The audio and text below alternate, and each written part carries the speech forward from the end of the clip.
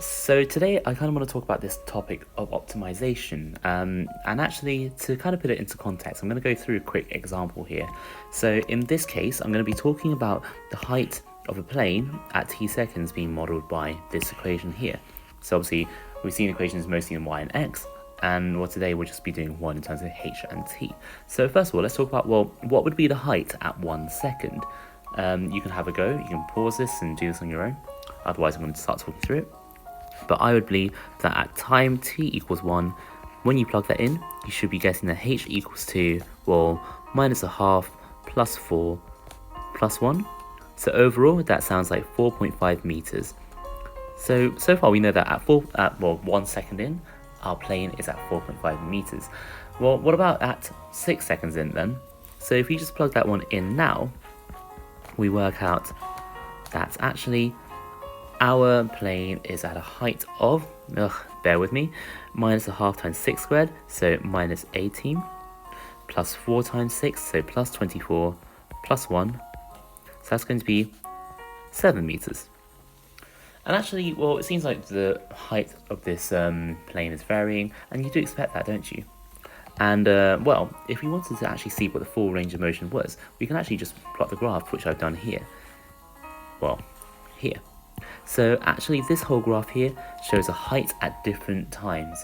So while we worked out at 1 second, it was about 4.5, which is roughly here.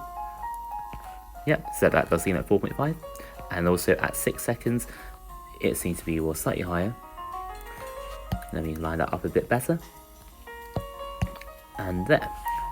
So again, in line with what we've worked out. So my question is now, well, actually with this graph, it is possible to see what the highest point is, but how would you do it without the graph?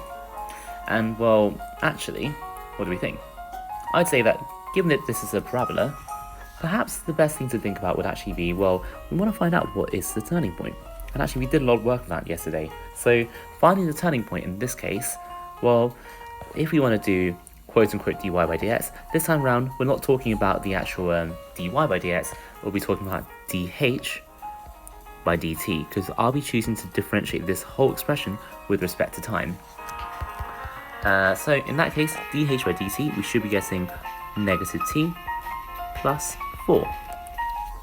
And again, similar to how we did this yesterday, we want to work out when this change in height is 0, because that would be its maximum point. So if dh by dt equals to 0, then we then get that t must end up being 4. And well, that's pretty useful. We know what time our maximum height happens at. We still do need to find out what the actual height is. So we need to go back and plug in that when t is 4. We know that our height, given at our earlier equation, is going to be, well, minus a half times 4 squared. So that's going to be minus 8. Plus 4 times 4. So that's going to be 16. And plus 1. So 9 meters is going to be our highest point. And that's basically the gist of it. Sometimes you'll be asked to see where the function reaches its maximum or minimum value, and either for quadratic you can do it through completing a square to find its minimum or maximum point.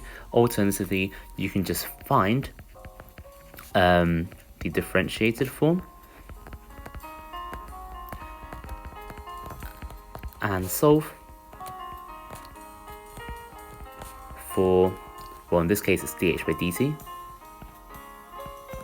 So solve when that equals to 0, or in other words, when the change in h, the rate of change in h with respect to time is 0.